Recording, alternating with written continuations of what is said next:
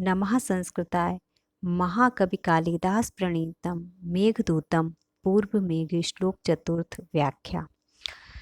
प्रत्यासन्ने नभसि दयिता जीवितालम्बनार्थी जिमुतेन स्वकुशलमयीन् हारयिष्यन् प्रभृतिं सा प्रत्याग्रही कुटजकुसुमैः कल्पितार्घाय तस्मै प्रीतः प्रीति प्रमुखवचनं स्वागतं व्याजहारः। तो कहते हैं सह, कालिदास जी यहाँ पे कहते हैं कि सह स्वागतम व्याजहार, उसने स्वागत के वचन को कहा। व्याजहार मतलब बोला कि जो यक्ष है वो जब मेघ को देखता है तो स्वागत के वचनों को कहता है। वही कालिदास जी बताते हुए कहते हैं कि साह, उस यक्ष ने स्वागतम स्वागत के वचनों को व्याजहार में बोला। व्याजहार में वी और आंग उपसर्ग पूर्वक ह्री धातु है। वैसे तो ह्री धातु का अर्थ होता है हरण करना, लेकिन यहाँ पर वी और आंग उपसर्ग से मिलकर के इसका अर्थ बदल जाता है और होता है बोलने के अर्थ में। कैसे बोला? तो कहते हैं प्रीति प्रमुख वचनम स्वागतम व्याजहार, मतलब प्रेम है जिनमें प्रमुख रूप से, प्रीति मतलब प्रेम, प्रेम है जिनमें प्रमुख रूप से ऐसे वचनों से स्वागत को कहा। और प्रीता, प्रीता कौन?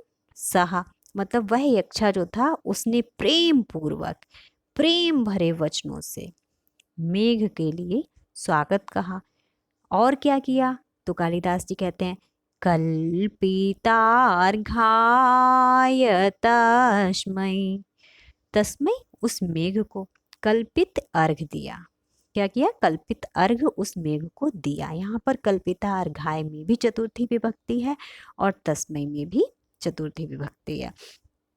तो क्या कहते हैं कि उस मेघ के लिए यक्ष ने कल्पित अर्घ दिया। तो कल्पित अर्घ किसे कहते हैं? कि जब मेघ तो ऊपर है और यक्ष जो है वो रामगिरी पर्वत पर है, तो वो वहाँ से उसको एकदम मतलब हाथ में कहो या बिल्कुल पास में तो है नहीं उसके जो उसको अर्घ दे दे, वो इतनी ऊंचाई पे है, वो नीचे है, तो वो उसको एक कल्पित अर्घ देता है कि आप इस अर्घ को ग्रहण कीजिए।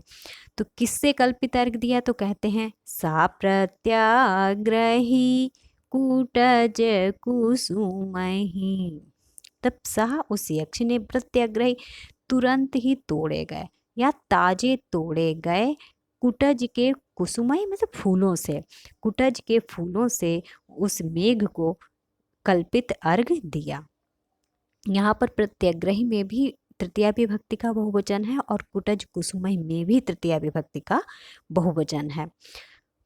यहाँ पर प्रत्याग्रही में यण संधि है, प्रतिधन अग्रे, तो जो प्रति में ई है अंत में और उसके बाद में अग्रय का आ है, तो ई और आ जब आते हैं तो ई के स्थान पर या आदेश हो जाता है यण संधि से, तो यहाँ पर यण संधि होकर बनेगा प्रत्याग्रही। तो कि सह यक्षा, सह प्रीतः यक्षः प्रीति प्रमुख वचनम स्वागतम व्याजहारः। और क्या किया? और कहते हैं कि प्रत्यग्रही कुटुज कुसुमहि तस्महि कल्पितार्घाय। फिर कहते हैं कि यक्ष ने मेघ को कल्पित अर्घ क्यों दिया, स्वागत के वचनों को क्यों बोला, इसके पीछे कारण क्या था? तो यही बताते हुए कालिदास जी कहते हैं कि प्रत्यासन्ने नभसि दयिता जीवितालम्बनार्थी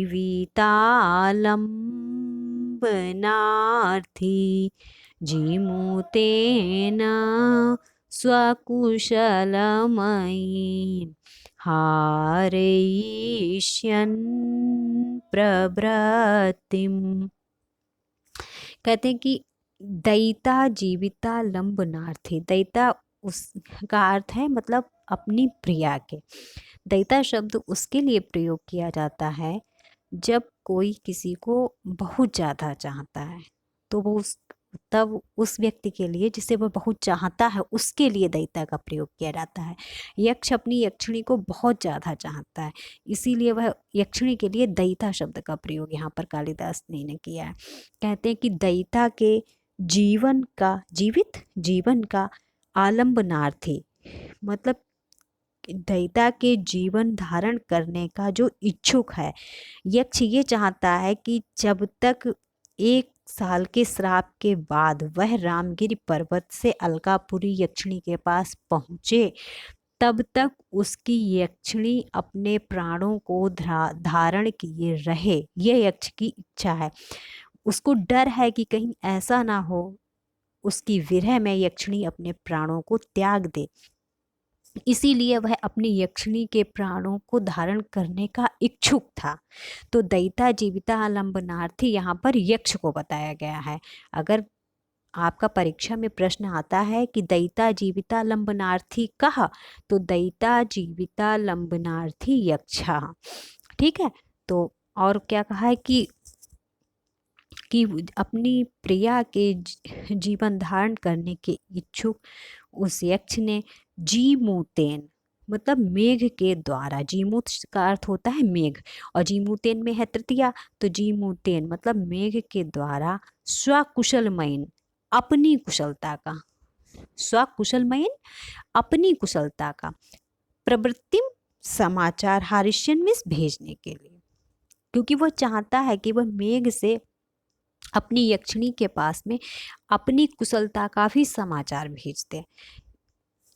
ठीक है, इसीलिए वो यहाँ पर स्वागत के वचनों को कहता है। और कब, तो कहते हैं प्रत्यासन्ने नभसि दयिता, प्रत्यासन्ने नभसि दयिता। प्रत्यासन्ने मतलब निकट आ जाने पर, बहुत ज़्यादा समीप आ जाने पर। नभसि तब श्रवण मास के, यहाँ पर नभसि शब्द जो है ये नपुंसक लिंग में है, नभ, और उसका सप्तमी विभक्ति में बनता है नभसि।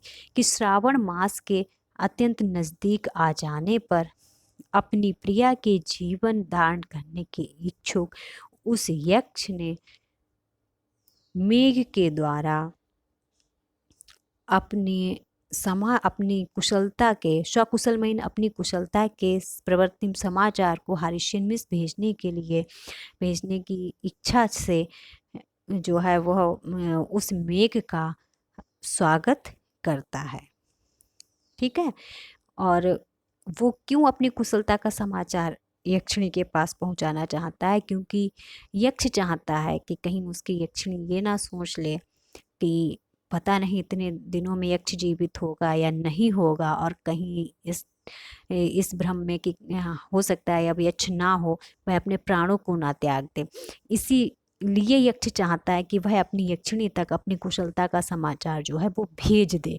तो इसीलिए जब वो मेघ को देखता है तो मेघ का स्वागत करता है, उसको कल्पित अर्घ्य देता है कि जिससे कि मेघ जब यहाँ से अलकापुरी जाए तो उसकी यक्षिणी को उसकी कुशलता का समाचार दे दे। के कहते हैं कि शः प्रीतः प्रीति प्रमुख वचनम तस्मै स्वागतम व्याजहार, और शा प्रीतः प्रत्यग्रही कुटुजुकस्मै तस्मै कल्पितार्घाय। हैं, और कहते हैं कि दयिता जी विलंबनार्थी सह यक्षः स्वकुशलमयी प्रवृत्तिम हारिष्यन्।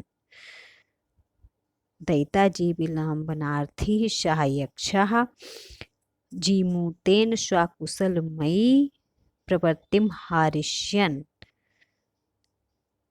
प्रीति प्रमुख वचनम तस्मै स्वागतम व्याजहारः। ठीक है, नमः संस्कृत।